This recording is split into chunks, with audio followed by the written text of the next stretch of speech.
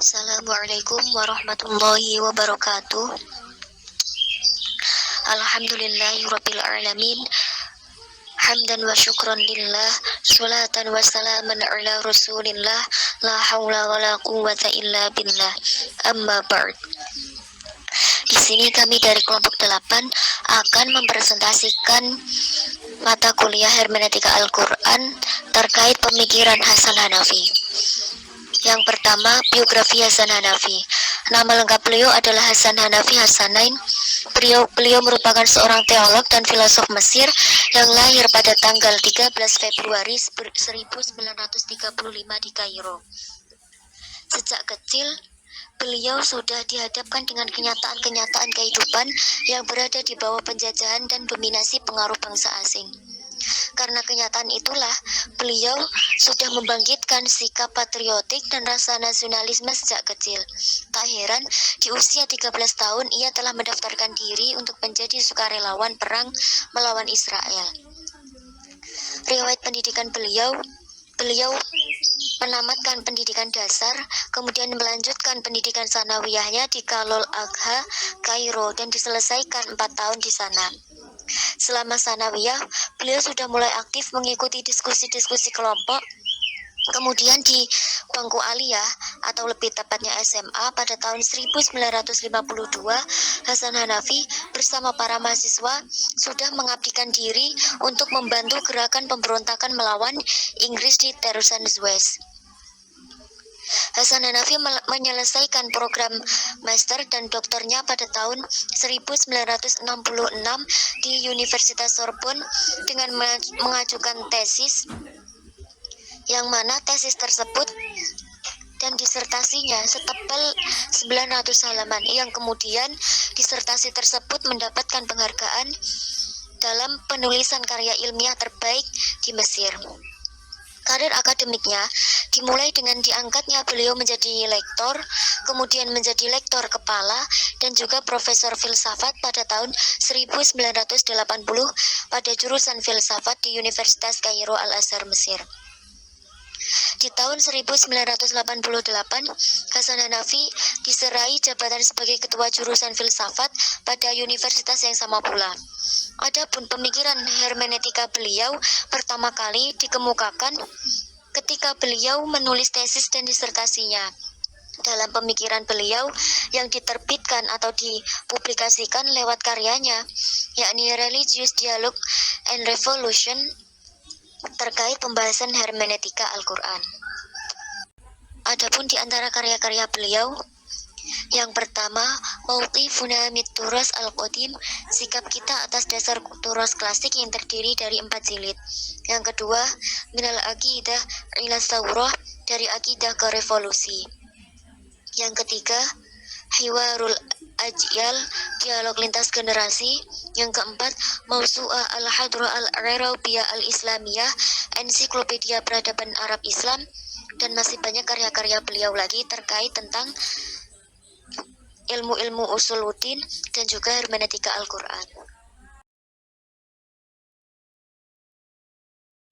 Selanjutnya yaitu pemikiran hermeneutika Hasan Hanafi. Pemikiran pertama kali yang dikemukakan Hasan Hanafi terhadap hermeneutika yaitu melalui karyanya yang dipublikasikan dalam Religious Dialogue and Revolution, yang melihat hermeneutika sebagai aksiomatika, yaitu sebagai sebuah kasus Islam yang berkaitan dengan metodologi penafsiran dan aplikasi metode penafsirannya, seperti pandangan Al-Quran terhadap kitab-kitab suci dan status wanita menurut Al-Quran dan lain sebagainya. Semua umat Islam meyakini dan percaya bahwa agama Islam itu sholih liku zaman wa makan, yaitu suatu norma yang dapat diadaptasi oleh bangsa apa saja dan dalam waktu kapan saja. Ajaran Islam itu bersifat universal dan tidak bertentangan dengan rasio. Kepercayaan inilah yang harus dibangun bagi setiap muslim dan juga selalu bertumpu pada pesan-pesan abadi. Adapun beberapa pemikiran Hasan Hanafi sebagai berikut. Yang pertama yaitu pemikiran Hanafi tentang kiri Islam. Makna kata kiri di sini adalah nama ilmiah, sebuah istilah Islam ilmu politik yang berarti resistensi dan kritisisme dan menjelaskan jarak antara realitas dan idealitas. Ia juga istilah ilmu-ilmu kemanusiaan secara umum. Kata kiri Islam sendiri muncul secara spontan.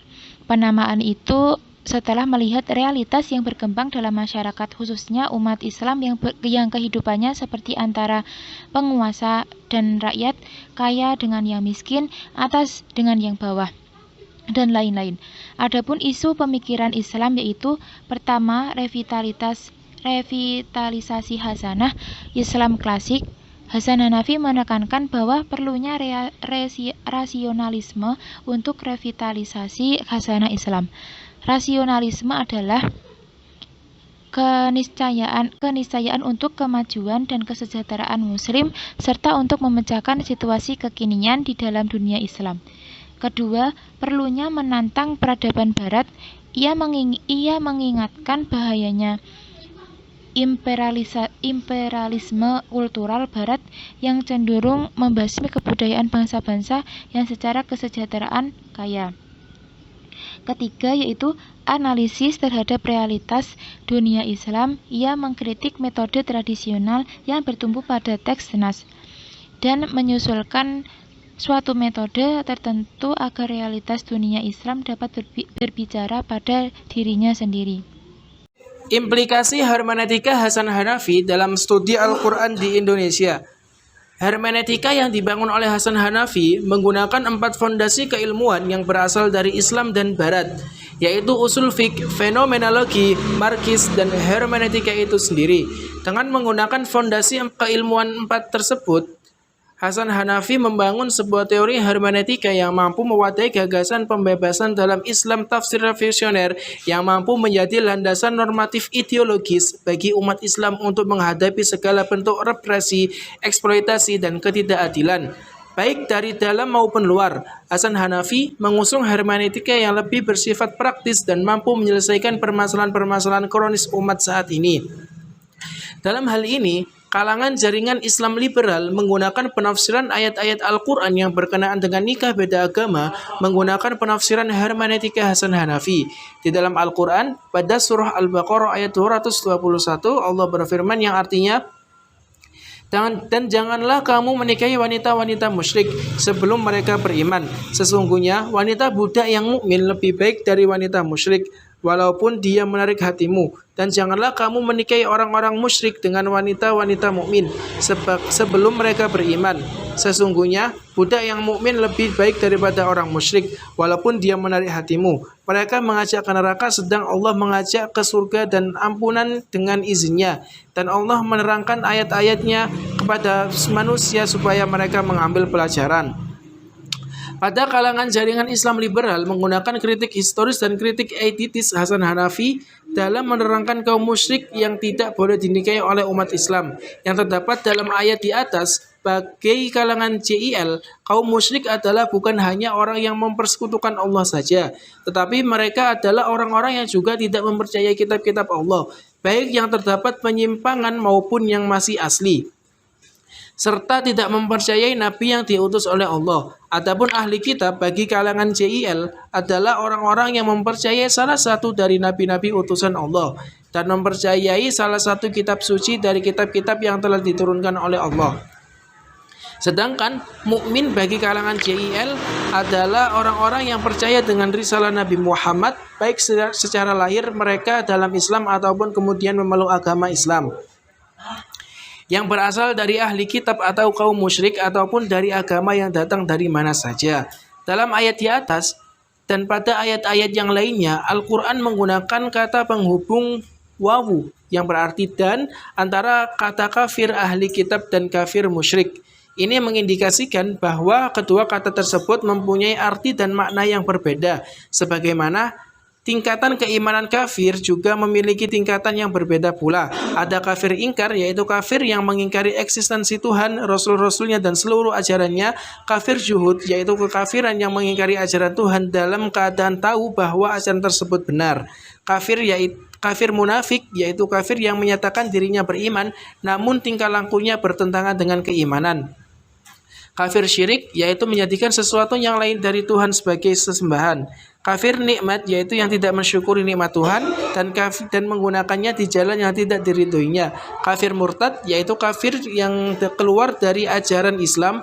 Kafir ahli kitab yaitu non-muslim yang percaya kepada nabi dan kitab suci yang diwahyukan Allah melalui nabinya. Karena pandangan non-muslim ditolak disamakan sebagai musyrik, maka batallah ayat-ayat di atas digunakan sebagai landasan hukum atau dalil untuk melarang pernikahan beda agama. Selain itu, larangan menikahi musyrik pada ayat ini diturunkan karena dikatakan bahwa pada waktu itu wanita-wanita musyrik atau laki-laki musyrik memusuhi orang Islam, di mana orang pada waktu itu terjadi ketegangan antara orang-orang musyrik Arab dengan orang-orang Muslim. Selain alasan normatif historis di atas, alasan yang sangat fundamental dari dibolehkannya nikah beda agama di kalangan JIL adalah ayat Al-Quran surah Al-Maidah ayat 5 yang artinya, pada hari ini dihalalkan bagimu yang baik-baik, makanlah sesembelian orang-orang yang diberi Alkitab itu halal bagimu, dan makanan yang halal pula bagi mereka, dan dihalalkan mengawini wanita yang menjaga kehormatan di antara wanita-wanita beriman dan wanita-wanita yang menjaga kehormatan di antara orang-orang yang diberi Alkitab sebelum kamu. Bila kamu telah membayar mas kawin mereka dengan maksud menikahinya, tidak dengan maksud berzina, dan tidak pula menjadikannya gundik-gundik. Barang siapa yang kafir sesudah beriman tidak menerima hukum-hukum Islam, maka hapuslah amalannya dan ia di hari kiamat termasuk orang-orang merugi.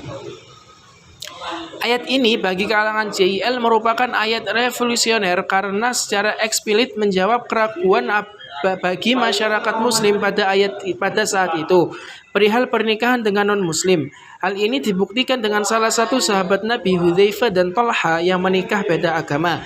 Menurut kalangan JIL, persoalan pernikahan laki-laki non-muslim dengan wanita muslim merupakan wilayah ijtihadi dan terikat dengan konteks tertentu. Di antaranya konteks dakwah Islam pada saat itu, yang mana pada waktu itu jumlah umat Islam masih sedikit dan tidak sebanyak sekarang, sehingga wajar apabila pernikahan beda agama dilarang. Karena kedudukannya bagi hukum yang lahir atas proses ijtihad, maka amat dimungkinkan bila dicetuskan pendapat baru bahwa wanita muslim boleh menikah dengan laki-laki non-muslim, itu pernikahan beda agama secara lebih luas lagi. Apapun agama atau kepercayaannya, hal ini didasarkan bahwa pluralitas merupakan sunnatullah yang dijelaskan oleh Al-Quran dalam surah Al-Hujurat ayat 13. Selain itu, tujuan diberlangsungkannya pernikahan adalah untuk membangun tali kasih sayang, mawaddah dan warahmah dengan kondisi resistensi antar agama yang terjadi akhir-akhir ini. Menurut kalangan JIL, justru dengan pernikahan beda agama dapat mempersatukan semua agama untuk menumbuhkan toleransi dan kesempatan dalam kesepemahaman antara masing-masing pemeluk agama.